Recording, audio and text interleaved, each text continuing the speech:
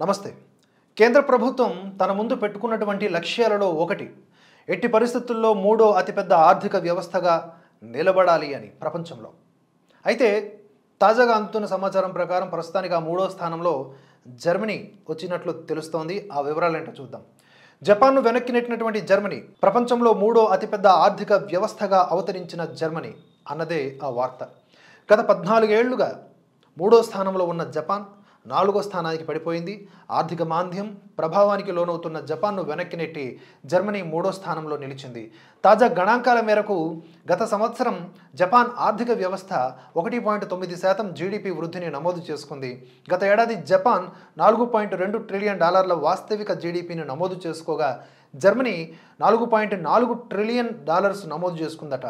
దేశంలో వృద్ధుల సంఖ్య పెరగడం, పిల్లల సంఖ్య తగ్గడం జపాన్ ఆర్థిక వ్యవస్థపై తీవ్ర ప్రతికూల ప్రభావాన్ని చూపుతోంది. ఫలితంగా జపాన్ పోటీతత్వాన్ని, ఉత్పాదకతను కోల్పోతోందని ఆర్థిక నిపుణులు విశ్లేషిస్తూ ఉన్నారు.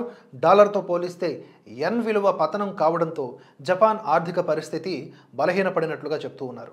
డాలర్తో పోలిస్తే జపాన్ కరెన్సీ 2022లో దాదాపుగా 20% క్షీణించగా 2023లో 7% పడిపోయింది. ఒకప్పుడు అగ్రరాజ్యంగా పేర్కొనబడే అమెరికా ఆర్థిక వ్యవస్థను ఛాలెంజ్ చేసినటువంటి జపాన్ ఇప్పుడు క్రమంగా తన ప్రభావాన్ని కోల్పోతుందనే చెప్పాలి. 1990ల నుంచి జపాన్ ఆర్థిక వ్యవస్థ జోరు తగ్గింది. 2010 నాటి వరకు జపాన్ ప్రపంచంలో రెండో అతిపెద్ద ఆర్థిక వ్యవస్థగా చలామణి అయ్యేది. అయితే ఆ దేశాన్ని చైనా వెనక్కి నెట్టి 2వ స్థానాన్ని సొంతం చేసుకుంది. ఇప్పుడు చైనా ఆర్థిక వ్యవస్థ పరిణామం జపాన్ కంటే 4 రెట్లు ఎక్కువగా ఉంది. ఇప్పుడు జపాన్ మరో స్థానాన్ని కోల్పోయి జర్మనీ కంటే దిగువన 4వ స్థానానికి పరిమితమైంది. యూరప్ దేశాల్లో జర్మనీ అతిపెద్ద ఆర్థిక వ్యవస్థగా నిలుస్తోంది. అయితే జర్మనీ ఆర్థిక పరిస్థితి కూడా ప్రస్తుతం కొన్ని ఆటుపోట్లను ఎదుర్కొంటోంది. లైక్ జపాన్ లాగానే సరిగ్గా ఇక్కడే భారత్ ఎదుగుతున్న తీరును కనబరుస్తోంది. జపాన్, జర్మనీ ఆర్థిక వ్యవస్థలు నేలచూపులు చూస్తూ ఉండగా భారత ఆర్థిక వ్యవస్థ మాత్రం పైకి దూసుకుపోతోంది. కొన్నేళ్లలో జర్మనీ, జపాన్లను భారత్ వెనక్కి నెట్టే అవకాశం ఉంది. 3వ స్థానానికి ఎగబాకే అవకాశం ఉంది.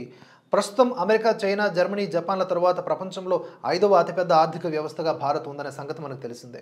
జర్మనీలో ద్రవ్యోల్బణం గరిష్ట స్థాయికి చేరుకుంటోంది. ఇంధన ధరలు ఆకాశాన్ని అంటుతూ ఉన్నాయి. అక్కడ ఆర్థిక వృద్ధి నిలిచిపోయిందని చెప్పాలి. జపాన్, జర్మనీ ఈ రెండింటిలో కూడా జనాభాలో వృద్ధుల సంఖ్య పెరుగుతూ ఉండటం, సహజ వనరులు తగ్గుతూ ఉండటం, ఆ రెండు దేశాల కార్లు ఎగుమతి విషయంలో కఠినమైన పోటీని కూడా ఎదుర్కొంటూ ఉండటం, ఇవన్నీ కూడా కారణాలుగా చెప్పుకోవచ్చు. ఐఎంఎఫ్ డేటా ప్రకారం భారతదేశం 2026లో జపాన్ను, 2027లో జర్మనీని అధిగమించవచ్చు అని అంచనా. కానీ జపాన్, జర్మనీలో నెలకొన్నటువంటి ఈ అతి ప్రతికూల ఆర్థిక పరిస్థితుల దృష్ట్యా భారత్ త్వరలోనే ఈ దేశాలను అధిగమించే అవకాశం ఉన్నట్లుగా భావిస్తూ ఉన్నారు.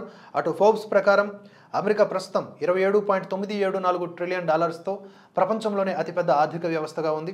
$18.566 ట్రిలియన్ చైనా 2వ స్థానంలో ఉంది. భారతదేశం $4.112 ట్రిలియన్ ప్రపంచంలో 5వ అతిపెద్ద ఆర్థిక వ్యవస్థగా నిలుస్తోంది. దీనిపైన ఉన్నటువంటి జపాన్, జర్మనీ దేశాలు భారత్కు దగ్గరగా ఉన్నాయి. కాకపోతే దుష్టమూకలు ఈ దేశంలో శాంతి భద్రతలకు విఘాతం కలిగించకుండా ఉన్నంతకాలం ఈ దేశాన్ని మంచిగా సౌభ్రాతృత్వంతో ముందుకు తీసుకెళ్లేలా, ఈ దేశాన్ని మనగలిగేలా చేసినప్పుడు మాత్రమే ఇలాంటి లక్ష్యాలను చేరుకోగలం, ఛేదించడం కూడా సాధ్యమవుతుంది అనేది మనం గుర్తుపెట్టుకోవాల్సిన విషయం. మరో అప్డేట్తో మళ్ళీ కలుసుకుందాం. Thanks for watching. జై హింద్, జై భారత్.